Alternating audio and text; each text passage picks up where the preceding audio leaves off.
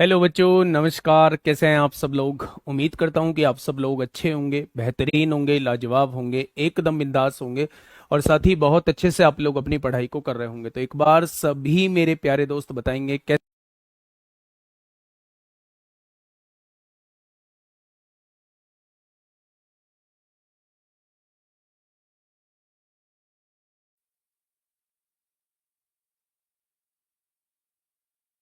Hello.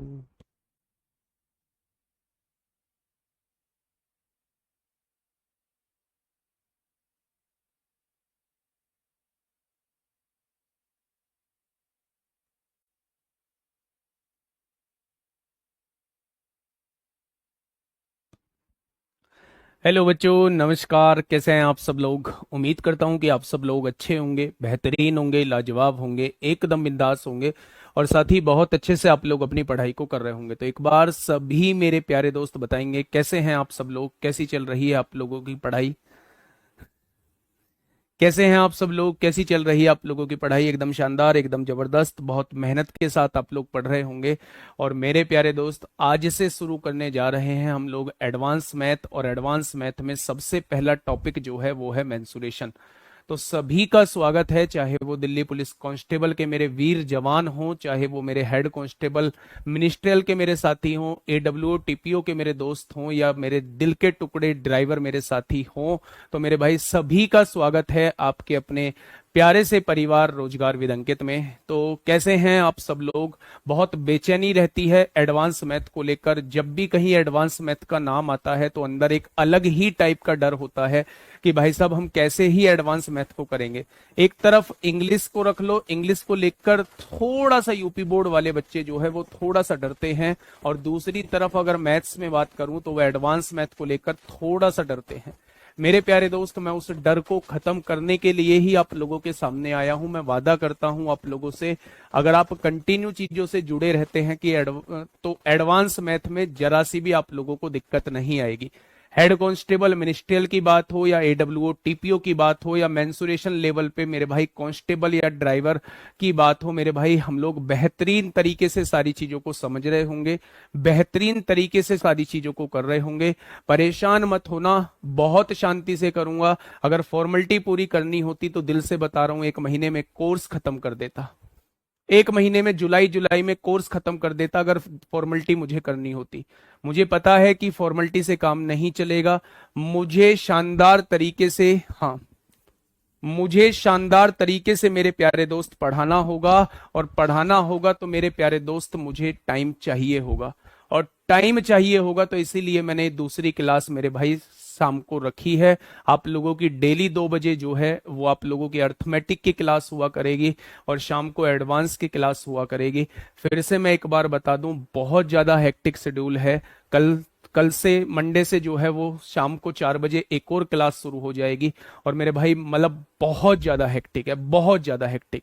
तो इस time को प्लीज, आप लोगों से सभी से रिक्वेस्ट है कि इस टाइम को प्लीज बेकार मत होने देना।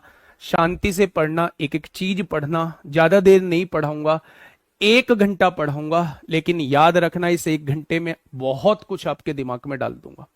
तो ज्यादा टाइम को वेस्ट नहीं करेंगे, शुरुआत करते हैं हम अपने टॉपिक से।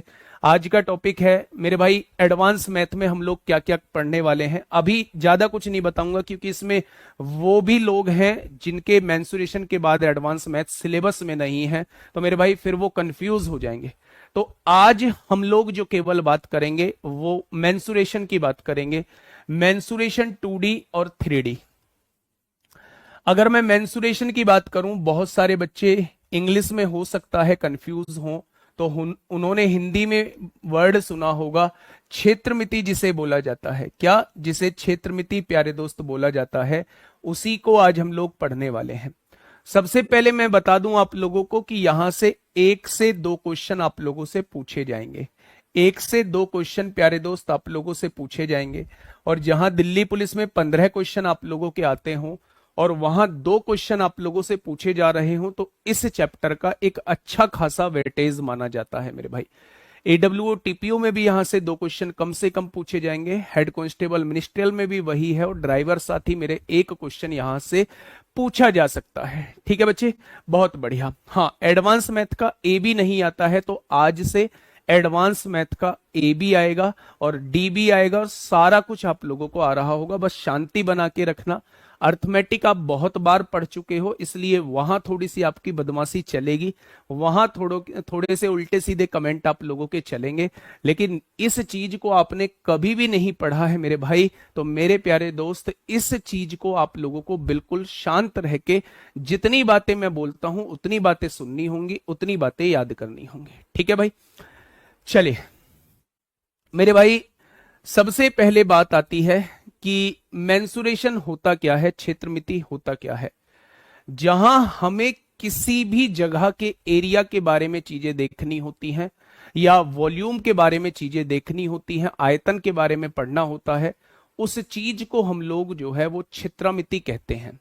क्षेत्रमिति दो टाइप की होती है मेरे भाई, क्षेत्रमिति दो टाइप की होती है। दो चीज पढ़नी है हमें, एक तो होती है 2D, और क्षेत्रमिति को ही दो पार्ट में डिवाइड किया है, एक तो होता है 2D और एक होता है मेरे भाई 3D। डी का मतलब होता है डायमेंशन, यानी जिसके अंदर दो विमाएं होती हैं, जिसके अंदर लंबाई और चौड़ाई की बात होगी, जिसके अंदर दो विमाएं होती हैं उसे हम लोग 2D कहते हैं, और जिसके अंदर जो है वो तीन विमाएं होती हैं, लंबाई चौड़ाई और ऊंचाई, उसे हम लोग 3D कहते हैं। ठीक है, अगर मैं आप लोगों से कहूं कि 2D क्या होता है मेरे प्यारे दोस्त, अगर मैं कहूं कि 2D के अंदर हम लोगों को क्या क्या पढ़ना है, तो आज हम लोग जो शुरुआत करेंगे वो ट्राइंगल यानी त्रिभुज से शुरुआत करेंगे। ट्राइंगल यानी जिसे हम लोग त्रिभुज कहते हैं मेरे प्यारे दोस्त।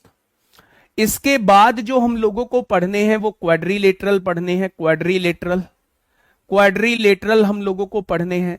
नाम से कंफ्यूज मत होना, इतनी बार नाम लूंगा कि यही नाम आप लोगों को याद रहेंगे। क्वाड्रिलेटरल जिन्हें हम लोग चतुर्भुज बोलते हैं मेरे भाई, क्वाड्रिलेटरल यानी जिन्हें हम लोग चतुर्भुज बोलते हैं, चार भुजाओं वाला कोई भी बहुभुज होगा उसे हम क्वाड्रिलेटरल करेंगे। अब इस क्वाड्रिलेटरल के अंदर बहुत सारी चीजों को हम लोगों को पढ़ना होता है।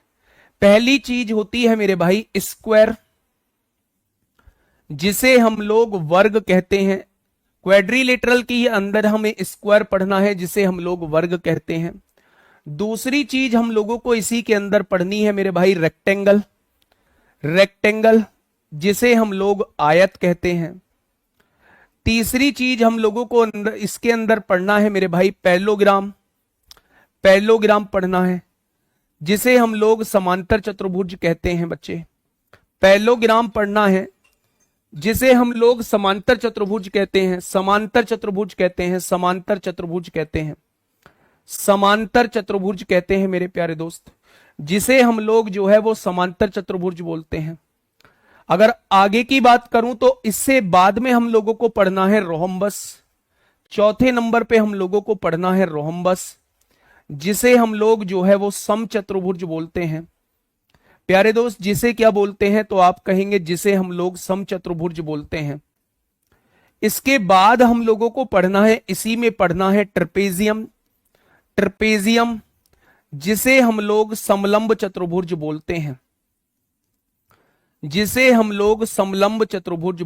समलंब चतुर्भुज बोलते हैं। अगर मैं प्यारे दोस्त बात करूं तो ये सारे जो हैं वो क्या कहलाते हैं, ये सारे जो हैं वो क्वाड्रिलेटरल कहलाते हैं, हाँ, कांस्टेबल वालों को लेना है, बिल्कुल लेना है, ये हर किसी के सिलेबस में आता है मेंसुरेशन।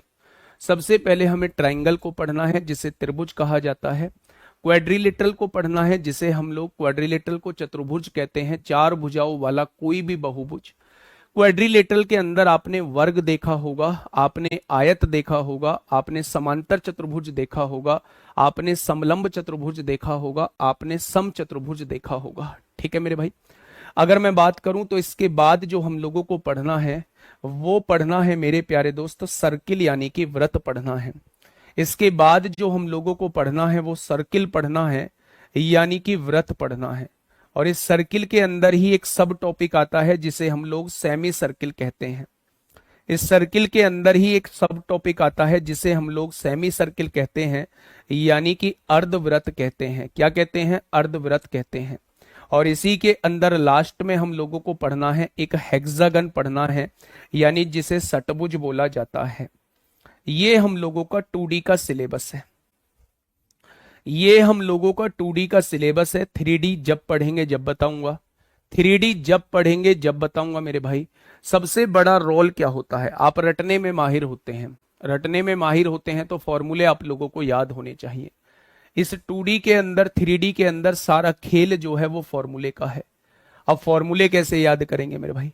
फॉर्मूले सबसे पहले मैं आप लोगों को लिखाऊंगा, मैं आप लोगों को लिखाऊंगा, हर चीज का फॉर्मूला मैं आप लोगों को लिखाऊंगा, उस पर बेस्ड क्वेश्चन कराऊंगा। और फिर आपके पास जो है, आपके पास जो है वो मैथ्स महारथी है मेरे भाई।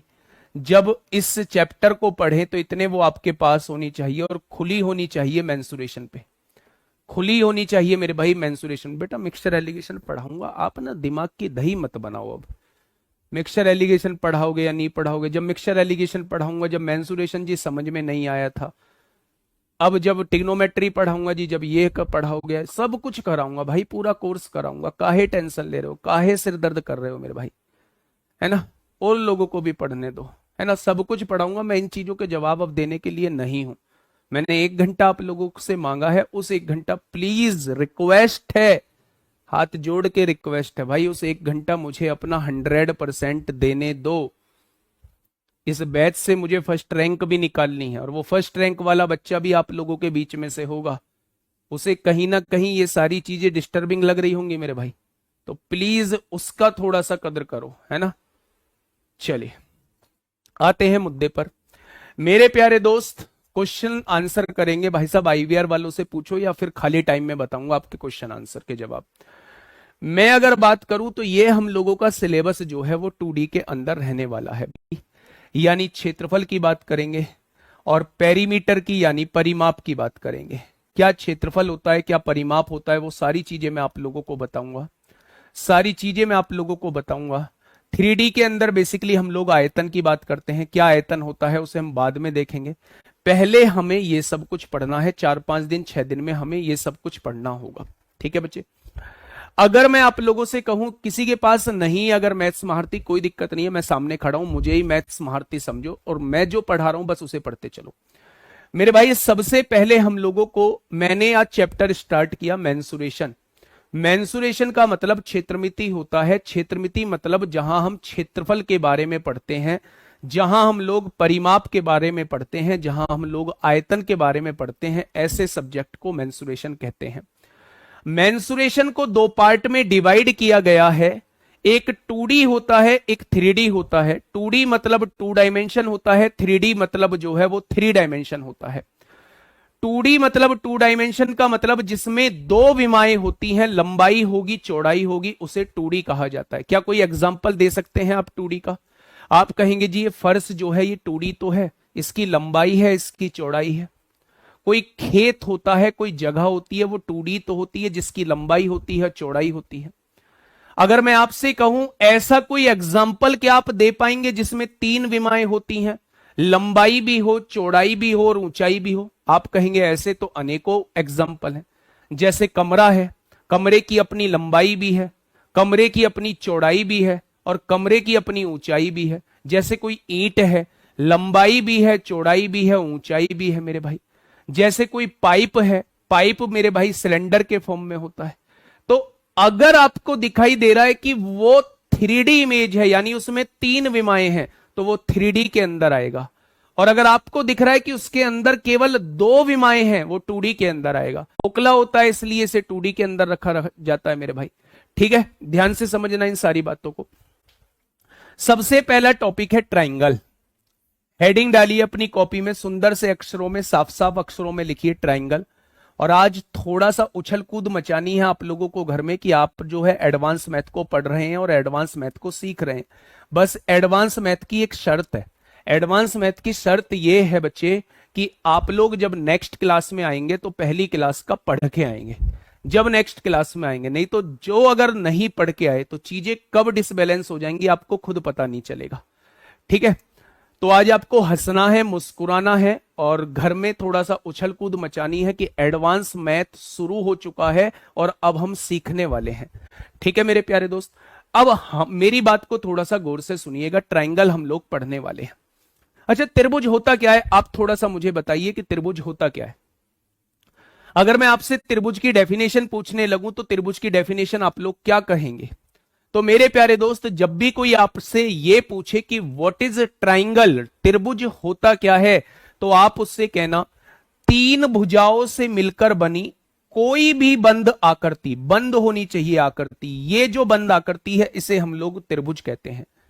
आप कहेंगे जी तीन भुजाओं से मिलकर बनी आकृति तो ये भी है, क्या ये बंद आकृति है? आप कहेंगे ये बंद आकृति नहीं है, तो ये त्रिभुज नहीं होगा। तो कभी भी कोई आप लोगों से पूछे कि त्रिभुज होता क्या है, तो आपको कहना है तीन भुजाओं से मिलकर बनी कोई भी बंद आकृति, उसे हम लोग जो है वो त्रिभुज कहते हैं, उसे हम लोग ट्राइंगल कहते हैं। मैंने ट्राइंगल की साइड एक ए मान ली, एक साइड बी मान ली और एक साइड मैंने सी मान ली।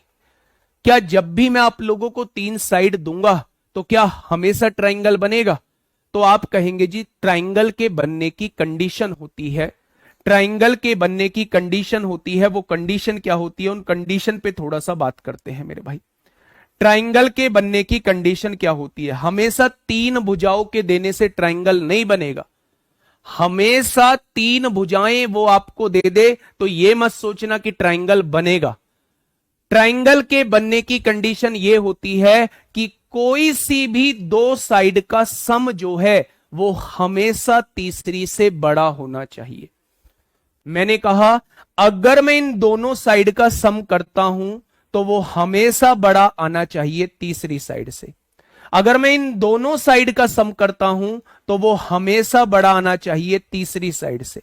अगर मैं इन दोनों साइड का सम करता हूं तो वो हमेशा बड़ा आना चाहिए तीसरी साइड से। अगर ये कंडीशन फुलफिल हो रही है तो मेरा ट्राइंगल बनेगा, और अगर ये कंडीशन फुलफिल नहीं हो रही है तो मेरा ट्राइंगल नहीं बनेगा। प्रूफ देख लिया कि ये लाइव क्लास है, नालायक को पढ़ लो, है ना। दूसरी बात आइए मेरे भाई, एक और कंडीशन होती है ट्राइंगल के बनने की। मैंने आप लोगों से यह कहा कि अगर दो साइड का डिफरेंस जो है वो तीसरी से छोटा आ जाता है। अगर मैं कहूं b माइनस सी का डिफरेंस तो आप कहेंगे वो a से छोटा आ जाता है। अगर मैं कहूं c माइनस a का डिफरेंस तो आप कहेंगे वो b से छोटा आ जाता है। तो ये कंडीशन जो होती है ये ट्राइंगल के बनने की कंडीशन होती है। आपने कहा जी बात जमी नहीं कुछ, ऐसे कैसे, ये तो किताब में भी लिखा हुआ है, समझेंगे कैसे हम इस बात को, वो बताओ हमें। मैं बताता हूं ना। मैंने आपके सामने एग्जाम्पल लिखा। मैंने आपसे कहा कि भाई साहब मुझे थोड़ा सा ये बताइए, क्या ये कभी ट्राइंगल बना पाएंगे? क्या ये कभी ट्राइंगल बना पाएंगे? तो आपने कहा जी पहले मैं चेक करूंगा। मैंने कहा मैं इन दो भुजाओं को जोड़ता हूं, ये कितना आता है 7। क्या ये तीसरी से बड़ा है? बिल्कुल बड़ा है भाई साहब, बहुत बढ़िया। मैंने कहा मैं इन दो भुजाओं को जोड़ता हूं 9। क्या ये तीसरी से बड़ा है? बिल्कुल बड़ा है भैया जी। मैंने कहा मैं पहली और आखिरी को जोड़ता हूं 8 आता है। क्या ये तीसरी से बड़ा है? बिल्कुल बड़ा है। जब भी दो भुजाओं का योग तीसरी से बड़ा होता है तो हमेशा ट्राइंगल बनता है। यानी ये वाली साइड जो है हमेशा ट्राइंगल बनाएंगे, ये वाली साइड जो है वो हमेशा ट्राइंगल बनाएंगे। क्या ये बात क्लियर हुई? आपने कहा जी ये बात क्लियर हो गई है, बहुत बढ़िया। मैंने कहा भैया जी ये वाला बताइए ना थोड़ा। मैंने कहा भाई साहब ये वाला बताइए ना थोड़ा। अगर मैं आप लोगों से पूछूं कि ये वाला थोड़ा सा बताइए, क्या ये कभी ट्राइंगल बना पाएगा? अगर मैं आप लोगों से ये पूछूं कि क्या ये कभी ट्राइंगल बना पाएगा, आपने कहा जी हमें नहीं पता ये ट्राइंगल बना पाएगा या नहीं बना पाएगा। सबसे पहले मैं कंडीशन को चेक करूंगा कि क्या ये कंडीशन सेटिस्फाई हो रही है या नहीं। आपने इन दोनों भुजाओं को जोड़ा, आपने इन दोनों भुजाओं को जोड़ा, आपने कहा जी दोनों को जोड़ के 9 बैठ रहा है, क्या वो तीसरी से बड़ा है? आपने कहा जी बिल्कुल बड़ा है। मैंने कहा कि भैया जी इन दोनों को जोड़ना, आपने कहा 5 और 8 13 बैठ रहा है, क्या वो तीसरी से 4 से बड़ा है? आपने कहा बिल्कुल बड़ा है। मैंने कहा कि पहले और आखिरी को जोड़ना, आपने कहा 12 बैठेगा, क्या वो तीसरी 5 से बड़ा है? बिल्कुल बड़ा है। यानी तीनों कंडीशन सेटिस्फाई हो रही हैं। ये आपका क्या बनेगा? ये आपका ट्राइंगल बन जाएगा। क्या बन जाएगा मेरे प्यारे दोस्त? ट्राइंगल बन जाएगा। आपने कहा जी कोई ऐसा एग्जाम्पल लिखो ना कि जो ट्राइंगल ही ना बन पाए, कोई ऐसा एग्जाम्पल हमारे सामने लिखो, कोई ऐसी बात हमें बताओ कि जो ट्राइंगल ही ना बन पाए। बहुत बढ़िया। एक इस एग्जाम्पल को देख के थोड़ा सा मुझे बताएंगे मेरे प्यारे साथी, इस एग्जाम्पल को देख के थोड़ा सा मुझे बताएंगे कि क्या ये ट्राइंगल बनेगा या नहीं बनेगा। मैंने यहां लिखा 5 8 और 5 8 और मैंने लिख दिया मेरे भाई, मैंने लिख दिया 5 8 और 13, 5 8 और 13। मैंने आपसे पूछा बच्चे कि क्या ये ट्राइंगल बना पाएंगे? 5 8 13, क्या ये ट्राइंगल बना पाएंगे? सर आपने पहले एग्जांपल में 3 की जगह 6। बेटा दोनों को जोड़ा 7 आया, 5 से बड़ा है। दोनों को जोड़ा 9 आया। अच्छा ये 3 है मेरे भाई, 6 नहीं है, 3 है। बहुत बढ़िया। बताइए क्या ये साइड कभी ट्राइंगल बना पाएंगी? आराम से सोच के बताइए मुझे कोई दिक्कत नहीं है, मेरे पास 1 महीना है और 1 महीने में मैं शानदार तरीके से कोर्स खत्म करा दूंगा मेरे भाई। मुझे बताइए क्या ये ट्राइंगल बना पाएंगे? आपने कहा जी इन दोनों साइड का सम करो, मैंने कहा इन दोनों को जोड़ के 13 बैठता है। क्या वो इससे बड़ा है? आपने कहा बड़ा नहीं है, ये तो बराबर है। भाई साहब बराबर से काम थोड़ी ना चलेगा, हम बराबर के पार्टनर थोड़ी ना, हम बराबर की बात थोड़ी ना करते हैं, हम ज्यादा की बात करते हैं मेरे भाई, हम ज्यादा की बात करते हैं, ज्यादा होना चाहिए। ये बराबर दिया हुआ है तो ये साइड कभी भी ट्राइंगल नहीं बना पाएंगी। ठीक है जी, बहुत बढ़िया। अब मैं 4 एग्जाम्पल आपके सामने लिख रहा हूं, मुझे बताना कौन सी ट्राइंगल बनाएंगी, कौन सी ट्राइंगल नहीं बनाएंगी। प्यारे दोस्त सोच समझ के आंसर देना। अगर मैं आपसे ये कहता हूं 4 5 दिया हुआ है और यहां दिया हुआ है मेरे भाई 11, पहली साइड ये दी हुई है, दूसरी साइड मुझे दी हुई है 11 5 और 3, तीसरी साइड मुझे दी हुई है 4 9 और 7, और चौथी साइड दी हुई है मुझे 8 और 11, 8 और 3 और 5। ये 4 साइड आप लोगों को दी हुई है, 4 साइड आप लोगों को दी हुई है भाई साहब। ट्रिपलेट विपलेट बाद की बात है, पहले जितना पढ़ा रहा हूं उतनी छोटी सी चीज समझो मेरे भाई, जीवन में से मेंसुरेशन का दुख दर्द खत्म कर दूंगा। बस आप मुझे ये बता दो, जितना पढ़ा रहा हूं उतना समझ में आप लोगों के आना चाहिए। मुझे बताइए इसमें से कौन सी साइड जो है वो ट्राइंगल नहीं बना पाएंगी। ये 4 ऑप्शन मैंने आप लोगों को दिए हुए हैं, मुझे बताइएगा कौन सी साइड जो है वो ट्राइंगल नहीं बना पाएगी। फटाफट बताएंगे बच्चा, फटाफट मुझे बताएंगे। आपने कहा जी देखो हम देखते हैं यहां, जब 2 साइड का सम करूंगा 5 और 4 9 बैठ रहा है, 9 क्या 11 से बड़ा है? भाई साहब कैसी बात करते हो, फर्जी बात। तो ये ट्राइंगल नहीं बनेगा, ये ट्राइंगल नहीं बनेगा।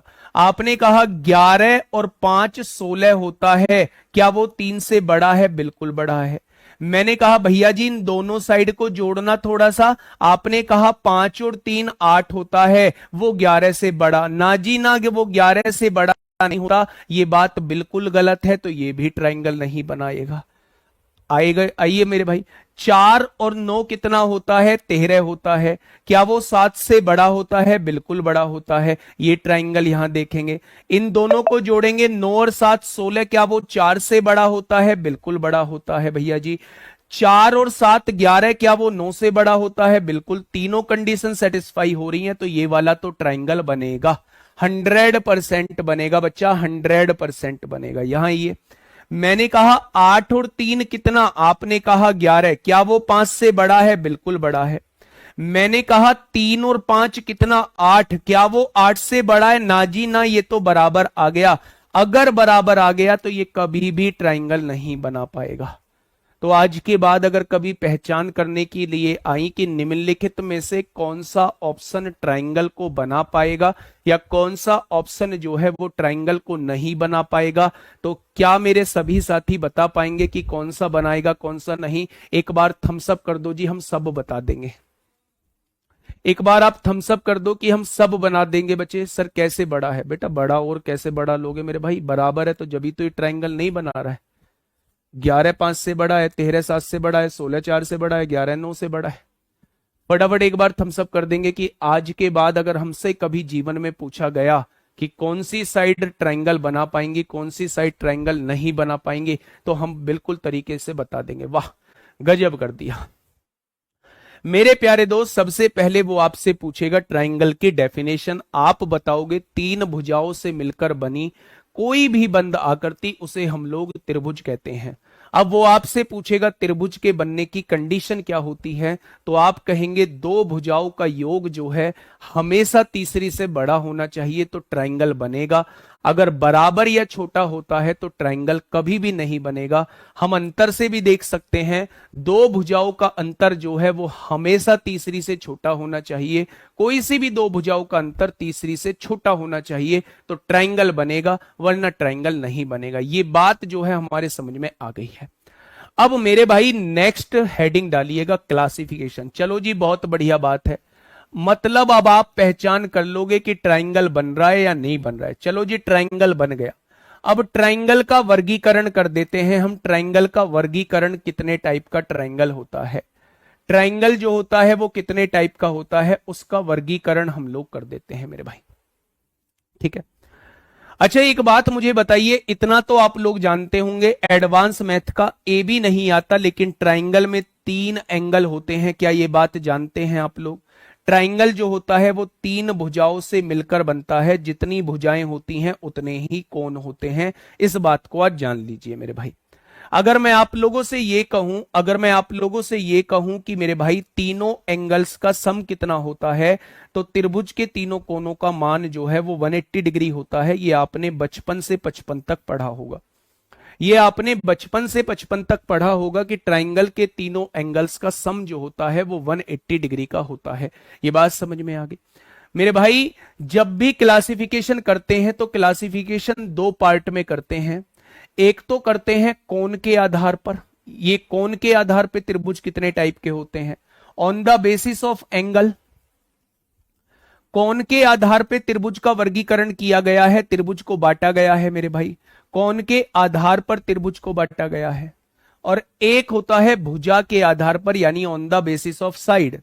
भुजा के आधार पर यानी कि on the basis of side. भुजा के आधार पर यानी कि on the basis of side. भुजा के आधार पर यानी on the basis of side. ठीक है भाई साहब, देखना, बहुत बढ़िया, बहुत शानदार। ध्यान से चीजों को समझना। अगर मैं कभी भी आपसे पूछूं भाई साहब त्रिभुज का वर्गीकरण कर दीजिए, त्रिभुज को एक बार बांट दीजिए यार, त्रिभुज कितने टाइप के होते हैं, आपने कहा जी पहले मेरी बात सुनो।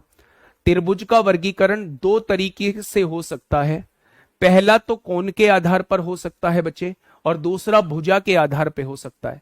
मैंने कहा कोण के आधार पे त्रिभुज कितने टाइप के होते हैं, आपने कहा कोण के आधार पे त्रिभुज तीन टाइप के होते हैं। कोण के आधार पे त्रिभुज तीन टाइप के होते हैं। मैंने कहा कौन कौन से, आपने कहा एक्यूट एंगल ट्राइंगल, जिसे हम लोग न्यून कोण त्रिभुज कहते हैं। एक्यूट एंगल ट्राइंगल जिसे हम लोग न्यून कोण त्रिभुज कहते हैं। दूसरा मेरे भाई अधिक कोण त्रिभुज, जिसे हम लोग ऑब्ट्यूस एंगल ट्राइंगल कहते हैं। इंग्लिश मीडियम वालों ध्यान से सुनते रहो। न्यून कोण त्रिभुज को हम लोग एक्यूट एंगल ट्राइंगल कहते हैं। अधिक कोण त्रिभुज को हम लोग ऑब्ट्यूस एंगल ट्राइंगल कहते हैं। और राइट एंगल ट्राइंगल समकोण त्रिभुज को कहते हैं। क्वेश्चन जो बनता है वो समकोण से बनता है मेरे भाई। क्वेश्चन जो बनेगा आपके समकोण के बनेगा। बहुत बढ़िया। आपने कहा जी भुजा के आधार पे कौन से होते हैं, तो मैंने कहा जो आप पढ़ते हो ना, जो आप पढ़ते हो ना, बार बार पढ़ते हो, वो भुजा के आधार वाले पढ़ते हो। कौन कौन से मेरे भाई? अगर मैं भुजा के आधार पे बात करूं तो मेरे भाई पहला होता है स्केलन ट्राइंगल, जिसे कहते हैं विषम बाहु त्रिभुज। पहला होता है मेरे भाई स्केलन ट्राइंगल, जिसे हम लोग क्या कहते हैं, जिसे कहते हैं विषम बाहु त्रिभुज। दूसरा होता है मेरे भाई आइसोसेल्स ट्राइंगल, जिसे हम लोग कहते हैं समद्विबाहु त्रिभुज। आइसोसेल्स ट्राइंगल, जिसे हम लोग कहते हैं समद्विबाहु त्रिभुज। और तीसरा और मोस्ट इंपोर्टेंट जो होता है वो होता है समबाहु त्रिभुज, जिसे हम लोग कहते हैं इक्विलेटरल ट्राइंगल। उसे कहा जाता है मेरे प्यारे दोस्त इक्विलेटरल ट्राइंगल। मेरे प्यारे दोस्त एक बार इसे नोट करेंगे। इतने में पानी पी लूं, है ना, इतने में पानी पी लेता हूं थोड़ा सा। बताइए।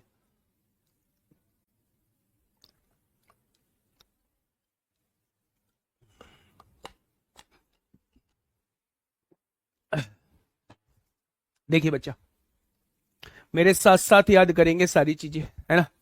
मेरा वादा है एक एक चीज आपके दिमाग में। देखो जी समकोण क्या होता है, पढ़ा दिया मैंने अभी।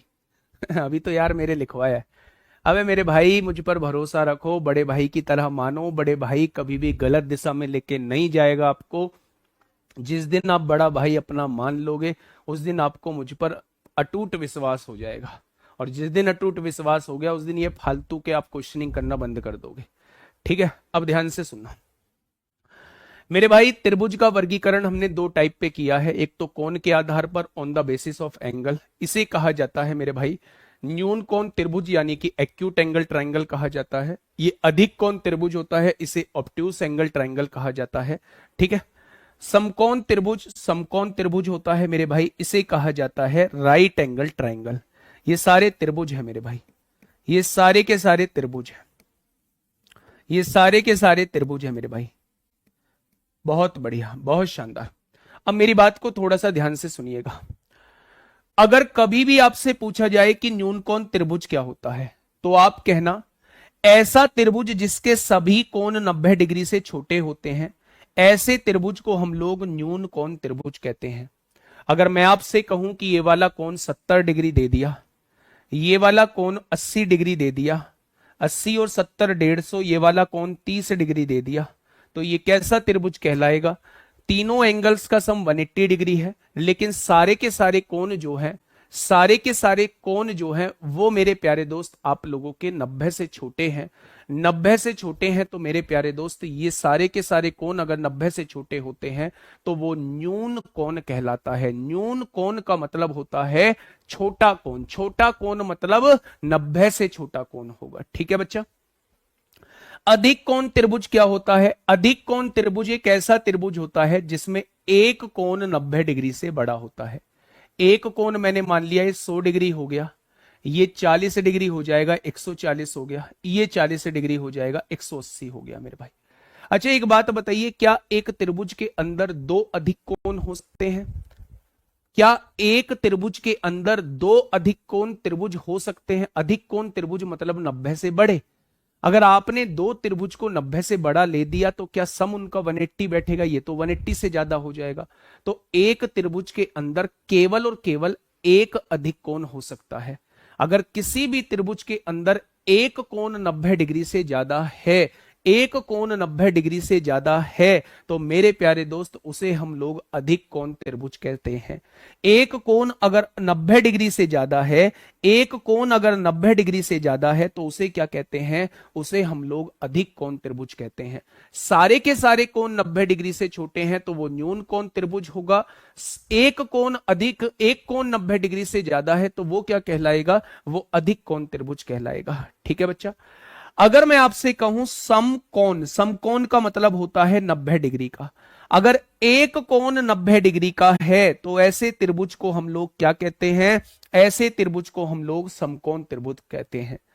ऐसे त्रिभुज को हम लोग राइट एंगल ट्रायंगल कहते हैं। अगर एक एंगल जो है वो 90 डिग्री का है तो उसे हम लोग कहेंगे राइट एंगल ट्रायंगल। अगर एक कोण 90 से बड़ा है तो उसे हम लोग कहेंगे मेरे भाई ऑब्ट्यूस एंगल ट्रायंगल। अगर सारे के सारे अगर सारे के सारे एंगल जो है वो 90 डिग्री से छोटे हैं तो उसे हम एक्यूट एंगल ट्रायंगल कहेंगे। क्या कहेंगे? एक्यूट एंगल ट्रायंगल कहेंगे मेरे भाई। क्या इतनी बात आप लोगों के समझ में आई? तो आपने कहा जी इतनी बात हम लोगों के समझ में आ चुकी है, कोई दिक्कत समस्या? आपने कहा कोई दिक्कत समस्या नहीं है। अभी इसे डिटेल में पढ़ाऊंगा, ये जो इंपोर्टेंट है ना इसकी अलग से हेडिंग डाल के पढ़ाऊंगा। अभी जस्ट मैं केवल अभी आपको आइडिया दे रहा हूं। ठीक है, यहां से नहीं पूछा जाता है, बस आपसे ये पूछ सकता है अगर सभी कोण 90 डिग्री से छोटे हैं तो ये कौन सा त्रिभुज होगा? पहला ऑप्शन ये, दूसरा ऑप्शन ये, तीसरा ऑप्शन ये, चौथा ऑप्शन ये। आप कह देंगे ये न्यून कोण त्रिभुज होगा। अगर आपसे ये पूछा जाता है अगर एक कोण जो है वो 90 डिग्री से बड़ा है तो आप कह देंगे ये अधिक कोण त्रिभुज होगा।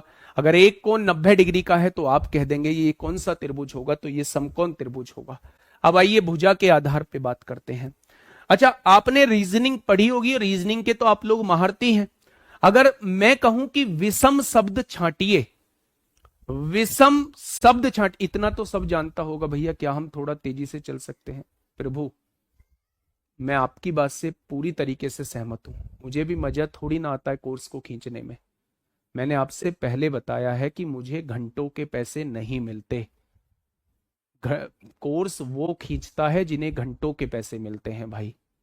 मेरे प्यारे दोस्त, मेरी एक फिक्स सैलरी है। मैं कोर्स को अगर करा रहा हूं, शांति से करा रहा हूं, तो उसका एकमात्र उद्देश्य है कि आपका भला होना, आपका भला होना मेरे भाई। ठीक है, तो थोड़ा सा पेशेंस रखिए। सच में आप मेरे जिगर के टुकड़े हो रही हो। मैं बहुत बड़ी बात नहीं बोल रहा, जिस बैच में पढ़ाता हूं मन से पढ़ाता हूं। अब ये एनटीपीसी का खत्म किया है। आपका कोई साथी हो और जिसने एनटीपीसी दिया हो, बेझिझक होकर उससे मेरा रेस्पॉन्स ले लेना, फीडबैक ले लेना। वो बता देगा मेरे भाई कि मैंने क्या कराया है। हजारों बच्चे के मैसेज होंगे जिनके 30/30 हैं, जिनके 30 के 30 क्वेश्चन ठीक है। तो भाई इस दिन के लिए मैं पढ़ा रहा होता हूं, इस दिन के लिए। हर हर एक घंटे 2 घंटे में मेरे पास 100-150 मैसेज हो जाते हैं इंस्टाग्राम पे। तो मेरे भाई इस दिन के लिए पढ़ा रहा होता हूं, और आप में से बहुत सारे बच्चे मैसेज करेंगे, बल्क में मैसेज करेंगे। तो इसलिए थोड़ा सा पेशेंस रखा करो। मुझे पता है कि आप लोगों में से बहुत सारे लोग इन चीजों को जानते होंगे। बड़ा बोरिंग फील होता है, बड़ा बोरिंग फील होता है। ठीक है, तो थोड़ा सा आप ना मुझे पढ़ाने दो, है ना। प्लीज रिक्वेस्ट है यार, इतनी रिक्वेस्ट तो मान लिया करो। इतना परेशान क्यों करते हो, है ना। बार बार रिक्वेस्ट करना ठीक थोड़ी ना। या आप चाहते हो कि मैं आपके सामने रोऊं, मैं आपके सामने सिर पटकूं? नहीं चाहते ना। आप अपने बड़े भाई की आंखों में आंसू चाहते हो? नहीं चाहते ना। तो काहे ऐसी बात करते हो? रोऊंगा तो मैं फिर भी नहीं, है ना। रोने का तो खैर ये इमोशनल वाली बातें हैं, है ना। इमोशनल वाली बातें हैं, इनका कोई सच्चाई से कोई मतलब नहीं है, लेकिन परेशान करना ठीक नहीं है भाई। ठीक है, चलिए भुजा के आधार पे बात करते हैं मेरे भाई। जब आपने रीजनिंग में पढ़ा होगा विषम, विषम मतलब होता है जो सबसे अलग हो। विषम मतलब होता है जो सबसे अलग हो। सबसे अलग मतलब स्केलन ट्रायंगल एक ऐसा त्रिभुज होता है जिसकी सारी भुजाएं सबसे अलग होती हैं, सारी भुजाएं अलग अलग होती हैं। ऐसे त्रिभुज को हम लोग विषम बाहु त्रिभुज कहते हैं। सारी भुजाएं अलग होती हैं, डिफरेंट होती हैं। मैंने कह दिया एक भुजा 5 है, एक भुजा 6 है, एक भुजा 7 है। क्या ये त्रिभुज बना पाएगी? आपने कहा 5 और 6 11 बड़ा है, 7 6 13 बड़ा है, 5 7 12 6 से बड़ा है। त्रिभुज बना पाएंगे? सारी भुजा अलग है, तो ये कैसा त्रिभुज हो जाएगा? विषम बाहु त्रिभुज हो जाएगा। ठीक है। दूसरा है समद्वि बाहु त्रिभुज, जिसे हम लोग आइसोसेल्स ट्राइंगल कहते हैं। सम मतलब होता है समान, और दी मतलब होता है दो, और बाहु मतलब होता है भुजा। जिसकी दो भुजा बराबर होती हैं, जिसकी दो भुजा बराबर होती हैं, ऐसे त्रिभुज को समद्विबाहु त्रिभुज कहा जाता है।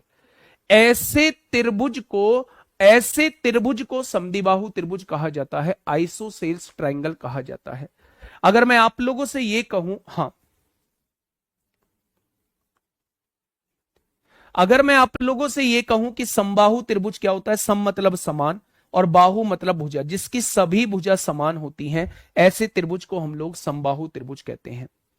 ऐसे त्रिभुज को हम लोग समबाहु त्रिभुज कहते हैं। क्या आप मुझे अब सारी डेफिनेशंस को बता पाओगे? आप कहेंगे जी सारी डेफिनेशन बता देंगे, एक एक करके पूछ लो। आंखें बंद करो, जैसा मैं पूछता जा रहा हूं बस उस बात का जवाब देना। त्रिभुज का हम लोग वर्गीकरण कर रहे हैं। कितने टाइप में कर सकते हैं? 2 टाइप में कर सकते हैं। एक तो भुजा के आधार पे, एक कोण के आधार पे। भुजा के आधार पे त्रिभुज 3 टाइप के होते हैं, विषम बाहु, समद्विबाहु और समबाहु। स्केलन ट्राइंगल, आइसोसेल्स ट्राइंगल और इक्विलेटरल ट्राइंगल। कोण के आधार पे त्रिभुज 3 टाइप के होते हैं, न्यून कोण त्रिभुज, अधिक कोण त्रिभुज और समकोण त्रिभुज। न्यून कोण त्रिभुज एक्यूट एंगल ट्राइंगल होता है। समकोण त्रिभुज जो है वो मेरे भाई न्यून कोण त्रिभुज एक्यूट एंगल हो गया, अधिक कोण त्रिभुज ऑब्ट्यूस एंगल ट्राइंगल हो गया, और समकोण त्रिभुज राइट एंगल ट्राइंगल हो गया। अब आप मुझे ये बताइएगा, अब आप मुझे ये बताइएगा न्यून कोण क्या होता है? जिसमें सारे कोण 90 से बड़े होते हैं।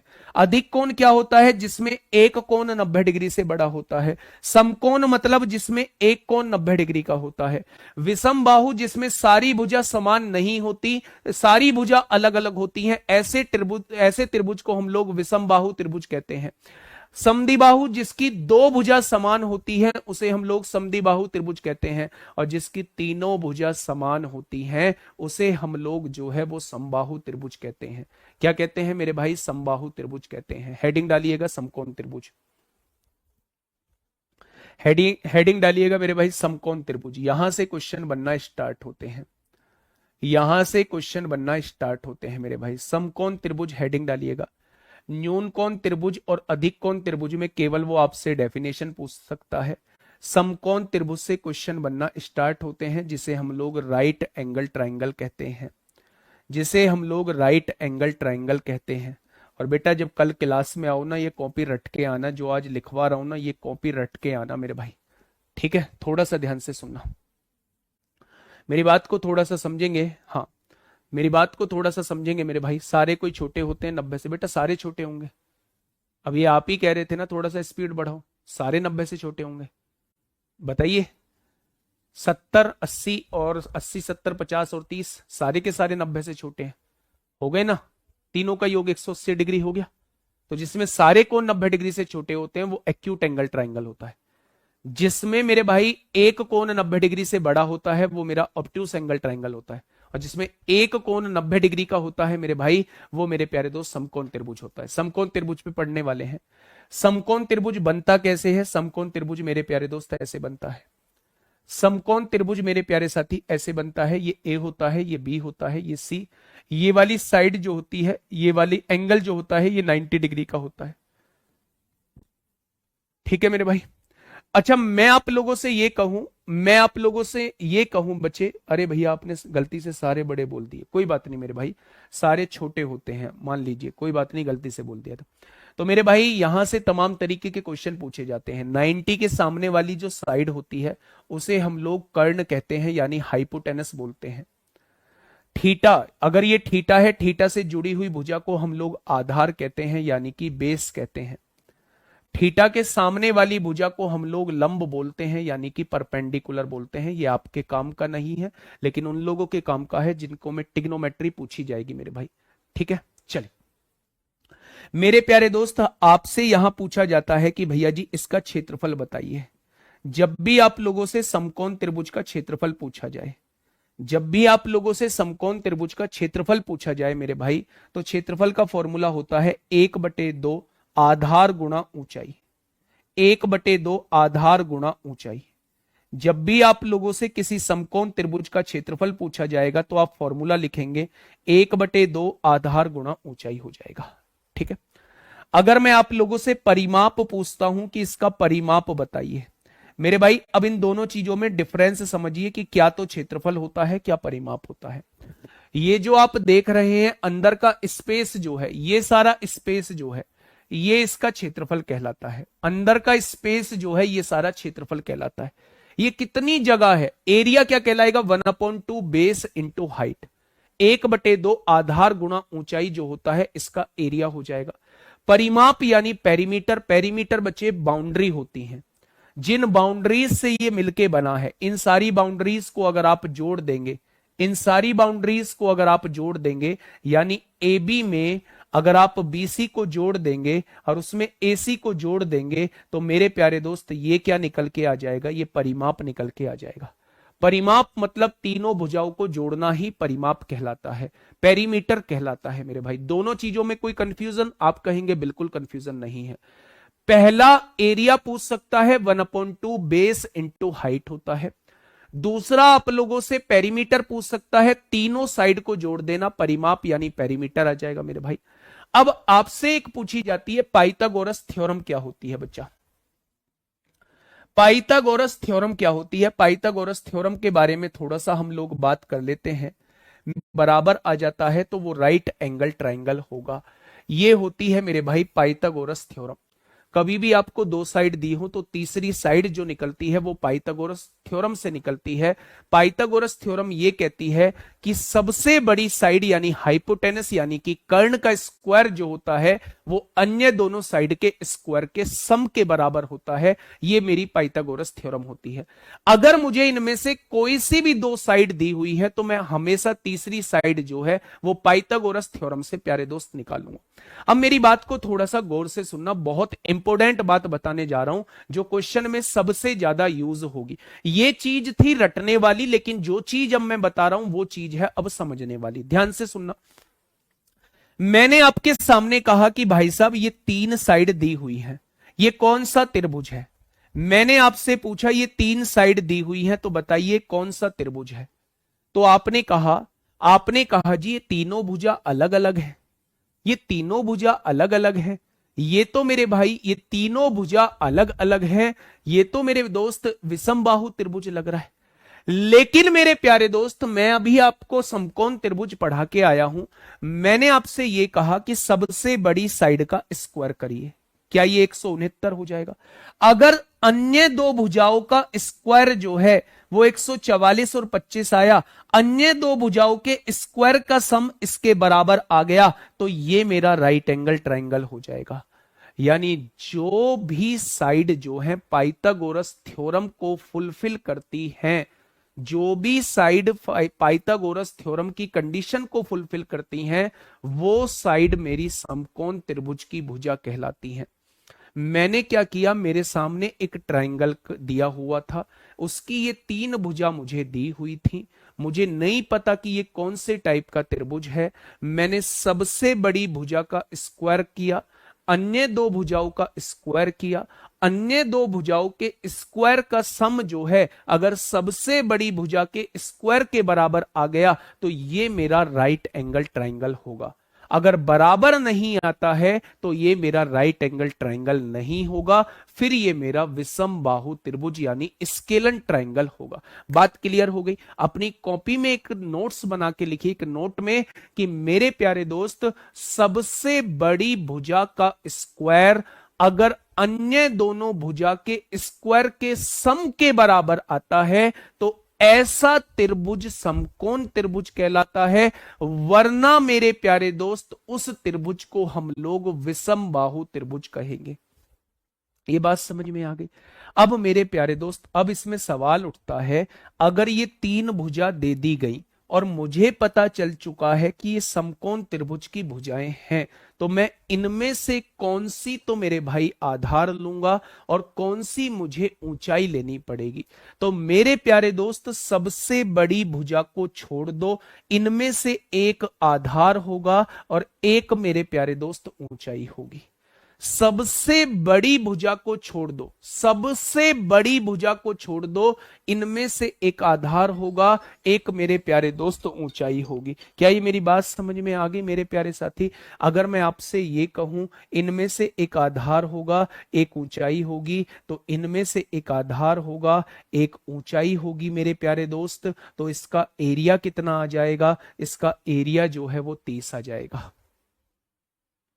क्या ये मेरी बात समझे? ये आपके सामने जो है, ये मैंने आप लोगों को राइट एंगल ट्रायंगल पढ़ाया। मैं एक बार फिर से बता रहा हूं, कान खोल के सुनना कि क्या ये बातें आपकी समझ में आई।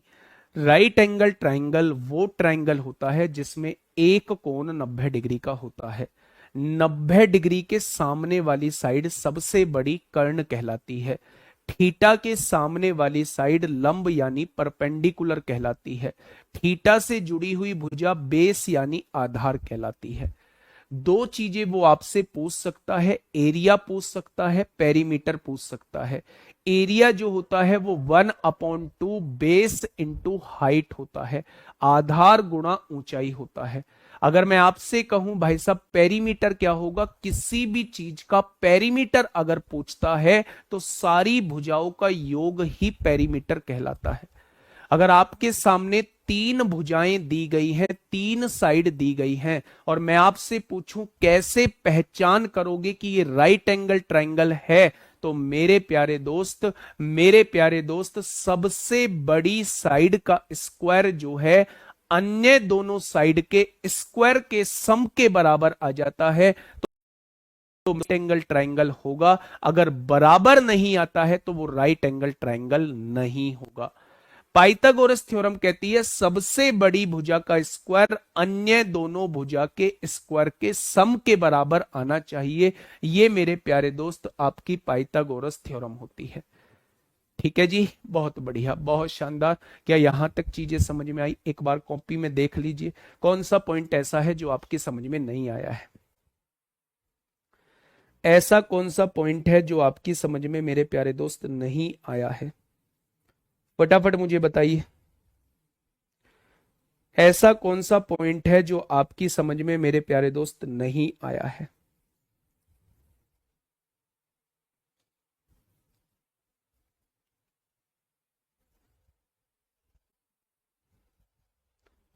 बताइए।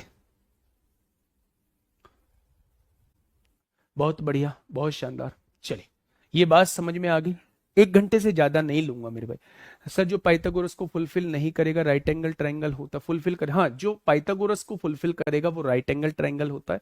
जो पाइथागोरस को फुलफिल नहीं करेगा वो राइट एंगल ट्रायंगल नहीं होता है। ठीक है मेरे भाई। तो ये चीज आप लोगों को समझ में आ गई कि 1/2 बेस इंटू हाइट होता है। पेरीमीटर होता है, तीनों साइड को जोड़ देंगे वो पेरीमीटर आप लोगों के सामने निकल के आ जाएगा।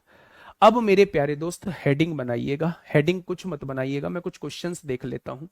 कुछ क्वेश्चंस देख लेता हूं मेरे भाई, मुझे बताइएगा बच्चे। हाँ, ट्राइंगल है, ट्राइंगल आप लोगों के सामने है। मैं कुछ क्वेश्चंस करा रहा हूं जहां तक मैंने आप लोगों को पढ़ा दिया है। मुझे बताइए, सोच समझ क्वेश्चन होने लगे तो सच में बहुत अच्छा कॉन्फिडेंस आपके अंदर आएगा। मुझे बताइए इस क्वेश्चन का जवाब क्या हो जाएगा, फटाफट बताइए मेरे दोस्त। बस मेरा एक ही कहना है, अगर 8 बजे से आपकी क्लास है तो प्लीज आप ये समझना कि 7:30 बजे से क्लास है।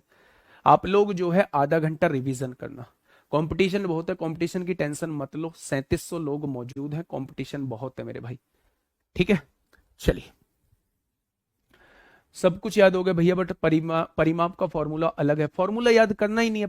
परिमाप का मतलब जितनी भुजाएं हैं सबको जोड़ना होता है। उसने कहा है एक त्रिभुज की 3 भुजाओं की संभावित लंबाई क्या हो सकती है। क्या ये त्रिभुज बनाएगा? मैंने इन दोनों को जोड़ा 5, 6 से बड़ा है क्या? नहीं जी, 6 से छोटा है। मैंने इन दोनों को जोड़ा 3 और 4 को जोड़ा 7, 5 से बड़ा है। 5 और 4 को जोड़ा 9, 3 से बड़ा है। 3 और 5 को जोड़ा 8, 4 से बड़ा है। ये ट्राइंगल बनाएगा। 2.5 और 3.5 को जोड़ा 6, 6 क्या 6 से बड़ा है? बिल्कुल बड़ा नहीं है। 4 और 4 8 होता है, 8 क्या 9 से बड़ा है? बिल्कुल बड़ा नहीं है। तो ऑप्शन नंबर कौन सा हो जाएगा? ऑप्शन नंबर बी हो जाएगा। ठीक है बच्चा, आइए मेरे दोस्त, इस क्वेश्चन को एक बार पढ़िए और सोच समझ के आंसर देना। क्वेश्चन करो चाहे 5, लेकिन पांचों क्वेश्चन आपके दिमाग में बैठने चाहिए। मैंने आप लोगों से कहा choose the correct statement about the properties of triangle. त्रिभुज की कौन सी प्रॉपर्टीज होती है? क्या ये सभी मैंने बताइए? ध्यान से सुनना। दो भुजाओं का योग तीसरी भुजा के बराबर हो सकता है, कभी भी त्रिभुज के नहीं होगा। दो भुजाओं का योग हमेशा तीसरी से बड़ा होना चाहिए। दो भुजाओं का योग सदैव तीसरी भुजा से कम होता है, कभी भी नहीं। दो भुजाओं का अंतर हमेशा तीसरी से कम होता है। दो भुजाओं का योग हमेशा तीसरी से ज्यादा होगा। दो भुजाओं का अंतर हमेशा तीसरी से कम होगा। दो भुजाओं का योग सदैव तीसरी भुजा से अधिक होता है, सदैव होता है। दो भुजाओं का योग सदैव तीसरी भुजा के बराबर होता है, बिल्कुल गलत बात है। बिल्कुल गलत बात है मेरे भाई। ठीक है, हो सकता है नहीं ना होता है, हमेशा तीसरी, दो भुजाओं का योग हमेशा तीसरी से बड़ा होता है। तो सी वाला बिल्कुल ठीक है। नेक्स्ट बताइए मुझे, ये क्वेश्चन आपके सामने दिया हुआ है। मैंने आज एक ही चीज आप लोगों को पढ़ाई है कि किसी भी त्रिभुज के क्षेत्रफल निकालने का तरीका, चाहे वो समकोण त्रिभुज हो, चाहे वो कोई सा भी त्रिभुज हो, अगर ऊंचाई दी हुई है तो उसके क्षेत्रफल निकालने का फॉर्मूला 1/2 आधार गुणा ऊंचाई होता है। 1/2 आधार गुणा ऊंचाई होता है। क्या होता है? 1/2 आधार गुणा ऊंचाई होता है। यही फॉर्मूला बताया। यदि 6 सेंटीमीटर आधार वाले किसी त्रिभुज का क्षेत्रफल 18 सेंटीमीटर स्क्वायर हो तो उसकी ऊंचाई क्या है मेरे भाई? अगर मैं आप लोगों से कहूं त्रिभुज का क्षेत्रफल कितना दिया हुआ है? 18 दिया हुआ है। 1/2 आधार कितना दिया हुआ है? 6 सेंटीमीटर दिया हुआ है। आप लोगों से उसकी ऊंचाई पूछना चाह रहा है। आप लोगों से उसकी ऊंचाई पूछना चाह रहा है मेरे भाई। क्या ये बात समझ में आ गई? अगर मैं आपसे कहूं 2 से काटा कितनी बार? 3 बार। 3 गुणा में है, इधर आके भाग में हो जाएगा। 3 छिंग 18 हो जाएगा। क्या आप कह सकते हैं उसकी ऊंचाई 6 है? आज के बाद मेरे भाई सेंटीमीटर में आएगी, सेंटीमीटर में आएगी बच्चे, सेंटीमीटर में आएगी, 6 सेंटीमीटर आएगी। आज के बाद अगर आपसे कभी क्वेश्चन के अंदर ट्राइंगल की हाइट दी गई हो तो हमेशा ट्राइंगल के एरिया का फॉर्मूला 1/2 बेस इंटू हाइट लगाएंगे, 1/2 आधार गुणा ऊंचाई लगाएंगे। ठीक है बच्चा, देखता हूं आगे मैंने कुछ पढ़ाया या अभी नहीं पढ़ाया है। चलिए बहुत बढ़िया, इसका बताइए मुझे। दिल्ली पुलिस कांस्टेबल, भाई साहब इस क्वेश्चन को देख के ना आप गदगद हो जाओगे, गदगद। भाई साहब दिल्ली पुलिस कांस्टेबल का मेंसुरेशन का क्वेश्चन हमने बना दिया। ये पढ़ा चुका हूं, एक बार देखना थोड़ा सा इसे मेरे भाई, ध्यान से समझना। उस त्रिभुज का क्षेत्रफल ज्ञात कीजिए जिसकी ऊंचाई आप लोगों को दी हुई है, आधार उसकी ऊंचाई का 1/6 है। आधार जो है ना बेटा, आधार जो है उसकी ऊंचाई का, ऊंचाई कितनी है 48, इसका 1/6 है, इसका 1/6 है, तो आधार कितना हो जाएगा 8 हो जाएगा। ऊंचाई कितनी दी हुई है मेरे प्यारे दोस्त, किसी भी त्रिभुज की ऊंचाई दी हुई है मेरे प्यारे साथी 48। तो आपसे इसका क्षेत्रफल पूछा है, क्षेत्रफल का फॉर्मूला 1/2, आधार कितना है 8 है, ऊंचाई कितना है 48 दी हुई है, तो 2 चौक 8 हो जाएंगे, 8 चौक 32 को 2 हासिल 3, 4 चौक 16 और 3 19 हो जाएगा। कितने बच्चों का जवाब 192 आ चुका है। गजब कर दिया, गजब कर दिया भाई साहब। मेरे प्यारे दोस्त, उस त्रिभुज का क्षेत्रफल निकालना था, एरिया निकालना था, जिसकी ऊंचाई 48 जो दिया है ना, उसकी ऊंचाई का 1/6 है, तो ऊंचाई का 1/6 निकाल देंगे तो आधार आ जाएगा। अब आपके पास ऊंचाई भी है यानी हाइट भी है, आपके पास आधार भी है यानी बेस भी है मेरे भाई, तो एरिया कैसे निकालेंगे, 1/2 base into height, base into height मेरे प्यारे दोस्त। समझ में बात आ गई, तो आप कहेंगे जी समझ में बात आ गई है। ठीक है भैया जी, आगे बढ़ते हैं थोड़ा सा। बहुत बढ़िया, दिल्ली पुलिस कांस्टेबल 2023। मैं कुछ नहीं बताऊंगा, मैं कुछ नहीं बताऊंगा, थोड़ा सा सोचना और सोच के मुझे जवाब देना, थोड़ा सा सोचना और सोच के मुझे जवाब देना। क्या इस क्वेश्चन का जवाब दे पाओगे? आपकी तरह क्वेश्चन को पढ़ने की कोशिश करता हूं।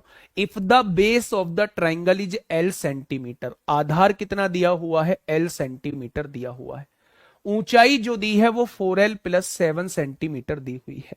बेटा बेस जो दिया हुआ है वो L सेंटीमीटर दिया हुआ है, हाइट जो दी हुई है वो 4L + 7 सेंटीमीटर दी हुई है मेरे भाई।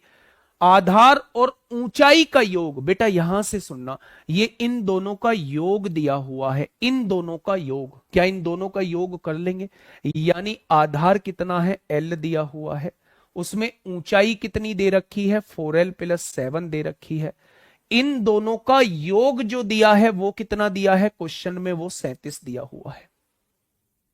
इन दोनों का योग जो दिया है वो 37 दिया हुआ है मेरे प्यारे दोस्त। 4L और 1L कितना हो जाएगा, 5L हो जाएगा।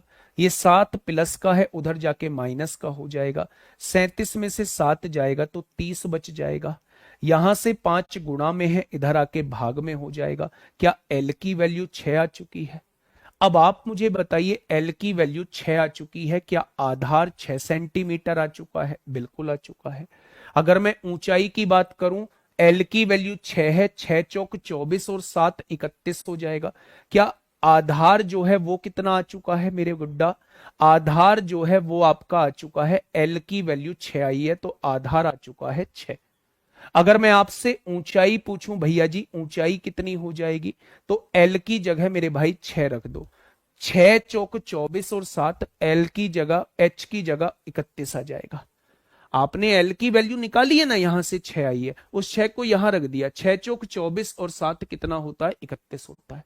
अब आपके पास आधार भी है, आपके पास ऊंचाई भी है, आपसे क्षेत्रफल पूछा है। क्षेत्रफल का फॉर्मूला 1/2 आधार गुणा ऊंचाई, आधार कितना है 6 है, ऊंचाई कितनी है 31 है, यहां से काटेंगे 3 बार कटेगा, 31 तिया कितना हो जाएगा, 93 हो जाएगा। बताइए 31 तिया कितना हो जाएगा, 93 हो जाएगा।